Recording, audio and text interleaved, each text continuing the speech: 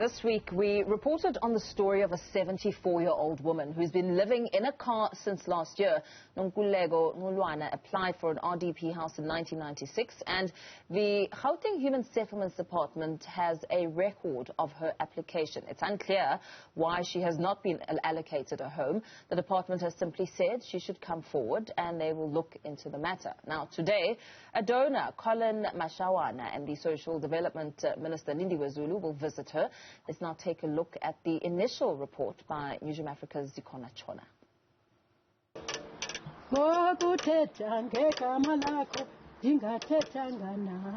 She's 74 years old and calls this car and the little ground around it her home. It's on somebody else's plot.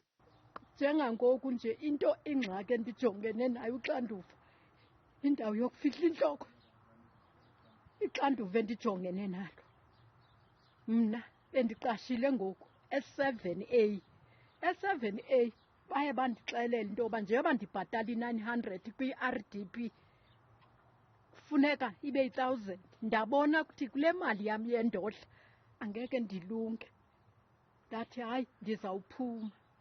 Nqulwana doesn't remember when she moved to Gauteng from the Eastern Cape, but says it was years ago to work as a domestic worker.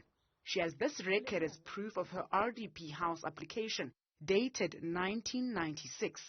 She's been living here since December last year and has paid 250 rand as rent. She says she's already been given notice to move out. Uyabona ngoku into ekhona endiyifunayo Zikhona mntanami. Ndifuna indawo yokuthi ndifihle inhloko. Uyabona ndifuna uphahla mntanami. Okuba ndifumana uphahla ndikhathele kukubhatala irenti ngemali yendodla. Ndicela nje uphahla mntanami, ndicela ukuthi nje ndincedakale ukuthi ndifumane esasithunzi sokuba ngumama. Andifumane isithunzi sokuba ngumama waseMzantsi Afrika. Ndiyacela ukuba nami ndibe nesithunzi njengabantu bonke, ndidiniwe kukuthethiswa ngabomasipandi. Nqulwana is multi-talented. From here, she makes key rings, bags, writes short stories, plays, poetry, and these 2 books are a transcript of a book she has written. She also sings.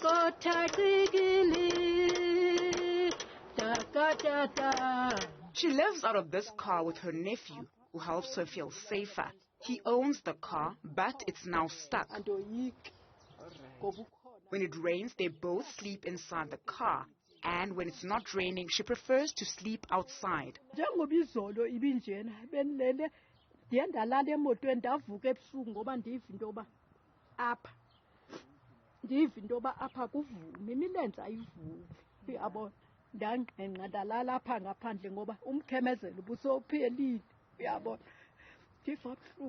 Neighbors have seen her struggles and some bring her cooked meals every now and then, especially when it rains and she can't cook outside.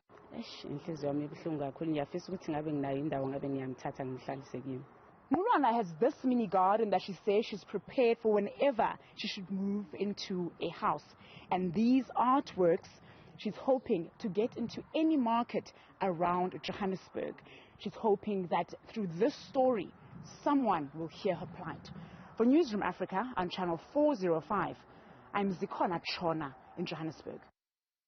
Well, Zikhona Tshona joins me now live in studio ahead of the visit to Nonkululeko Nqulwana, Gogo Nonkululeko Nqulwana. Zikhona, very good morning to you.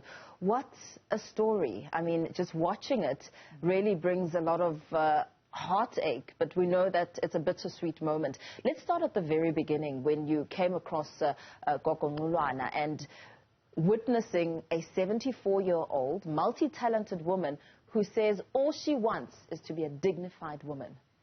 All she wants is to be a dignified member of the South African society. And she kept on reiterating that, saying that all she wants is dignity.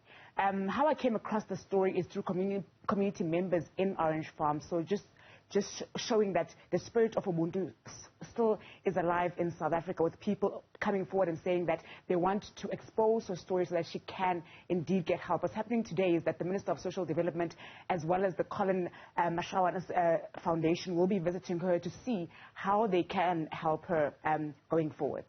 And this really also brings to the spotlight, the controversies around RDP houses and how they're handed out and how they're allocated, and people who wait years on end, some even passing away, waiting for an RDP house.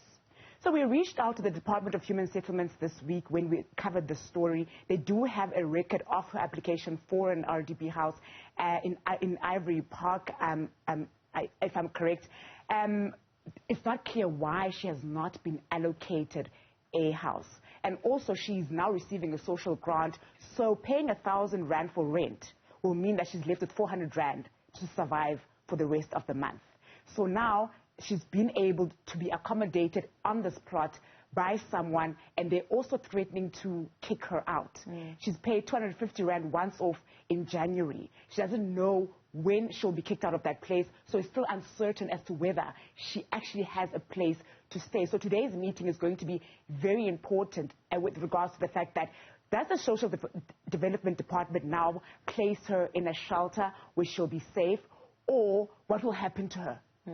She's an artist. She writes stories. She's written a book. She's written a transcript of a book that she wants to be published. She's written a play that she wants to sell to theaters. She still wants to perform. She says she still has dreams, and she also sings.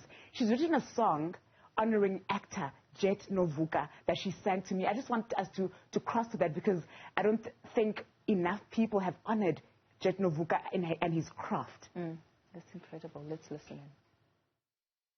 Jet Novuka, ungandibeti, ngokuthetha ngegama lakho ndingathethanga nawe.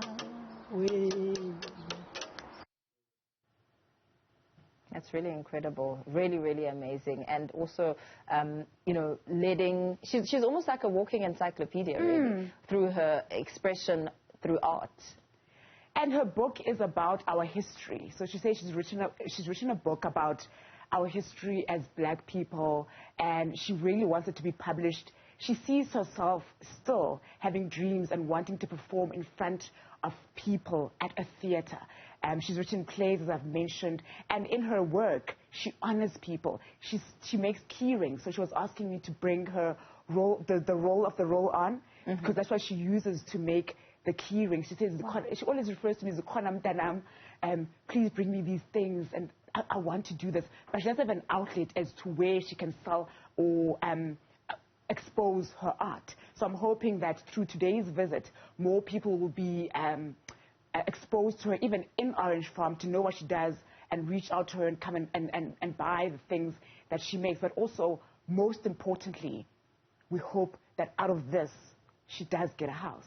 Absolutely brilliant story. Thank you so much, Zikhona Tshona, as we leave it there for now, of course, telling the incredible story of Nonkululeko Nqulwana, the elderly woman who lives in a vehicle at the age of 74. So we're hoping that today will bring some clarity on the way forward. Will she get a house? And of course, it also could be an opportunity, a platform for her to continue to create her artwork and tell the stories on a larger platform, so that she can also earn a living and get that sense of dignity that she yearns for. We will continue to bring you an update on that story, exclusively covered by Newzroom Afrika's Zikhona Tshona.